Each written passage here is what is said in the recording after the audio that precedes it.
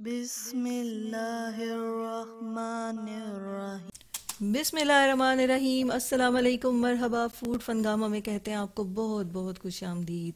रमज़ान उल मुबारक का बाबरकत महीना लेकर आता है बहुत सी रहमतें और बरकतें, लेकिन पाकिस्तान में इस महीने में महंगाई आसमान को छूने लगती है। चीज़ों के रेट इतने ज़्यादा हो जाते हैं कि एक अच्छी अफ्तारी बनाना एक चैलेंजिंग काम बन जाता है। इसी सिलसिले में आपके लिए लेकर आए एक बहुत ही अच्छी और शानदार सी रेसिपी जो बहुत ही कम बजट में बनकर तैयार होगी, लेकिन देखने में है बहुत ही शानदार और खाने में भी है बहुत लाजवाब। स्टार्ट करते हैं रेसिपी को।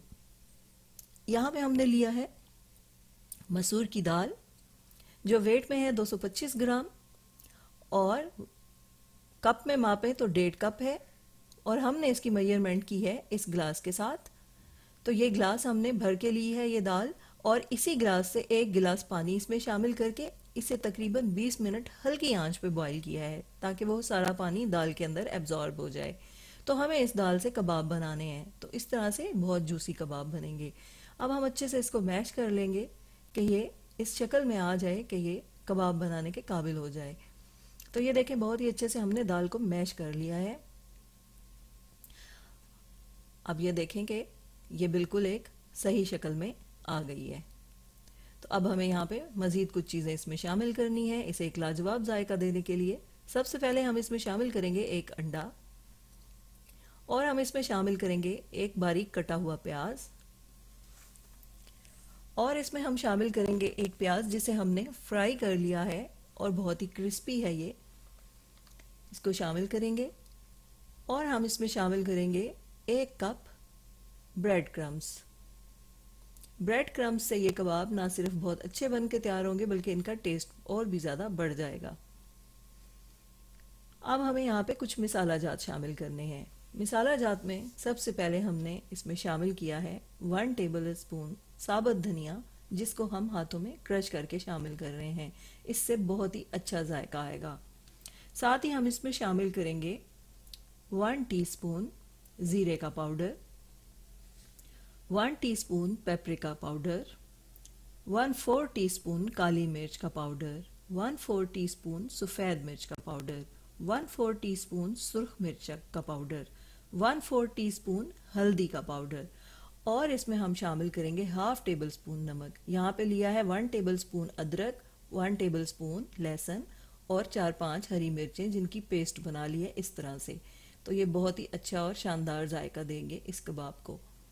अब हम इसकी बहुत अच्छे से कर लेंगे मिक्सिंग कि ये एक डो की शक्ल में आ जाए। पहले चम्मच से मिक्स करेंगे और फिर इसको हाथों से बहुत ही अच्छे से मिक्स कर लेंगे। तो अब ये बहुत अच्छे से मिक्स हो चुका है और बिल्कुल डो की शक्ल में आ गया। हाथों को हम ग्रीस कर लेंगे ऑयल से और इसके कबाब बनाएंगे। तो हमने 2 शेप्स के कबाब यहाँ पे बनाने हैं। कुछ कबाब हम शामी कबाब की शक्ल में बनाएंगे इस तरह से, और कुछ कबाब को हम सीख कबाब की शक्ल देंगे।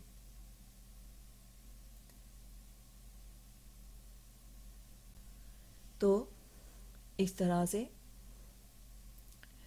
अच्छे से तमाम कबाबों को हम तैयार कर लेंगे। तो ये देखिएगा कि 1 गिलास से ढेरों ढेर कबाब बन के हमारे तैयार हो गए हैं। तो अब हमें इन्हें कर लेना है फ्राई। आप चाहें तो इन पे अंडे का एक कोट भी कर सकते हैं, उससे कबाब खुलेंगे नहीं, और चाहें तो यूं भी कर सकते हैं। लेकिन आपने इन्हें बहुत ज़्यादा खुले तेल में फ्राई नहीं करना, बस इतना ही तेल होना चाहिए जितना इस पैन में आपको दिखाई दे रहा है।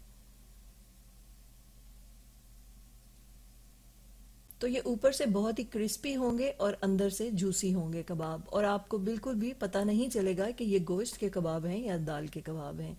आप एक दफ़ा इनको ज़रूर बनाइएगा। तो तमाम कबाब हमने इसी तरह जो है उनको फ्राई कर लेना है।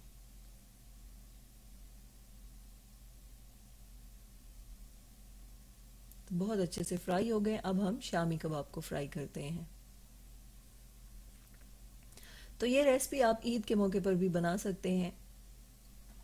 तो आप चाहें तो इसमें थोड़ा सा चिकन भी शामिल कर सकते हैं, लेकिन हमने इसमें चिकन या गोश्त जो है उसको शामिल बिल्कुल भी नहीं किया और सिर्फ दाल ही शामिल की है। तो ये देखें कैसे ढेरों ढेर कबाब बन के हमारे तैयार हो गए हैं। तो ये अपने ही आप में एक मुकम्मल रेसिपी है, लेकिन अभी हम इसको मज़ीद जारी रखेंगे। अब हमें क्या करना है कि ब्रेड के स्लाइसेस लेने हैं और ग्लास की मदद से इस तरह से उन्हें एक डिस्क की शक्ल में काट लेना है। तो तमाम जो हमारे स्लाइसेस हैं जितने हमें चाहिए हम उनको इसी तरह इसी शक्ल में काट लेंगे। तो अब हमें क्या करना है कि इन दो डिस्क के दरमियान में कबाब को रखना है और यहाँ पे हमने लिया है अंडे, 2 अंडे लिए हैं, उसमें थोड़ा सा नमक शामिल करके मिक्स करेंगे।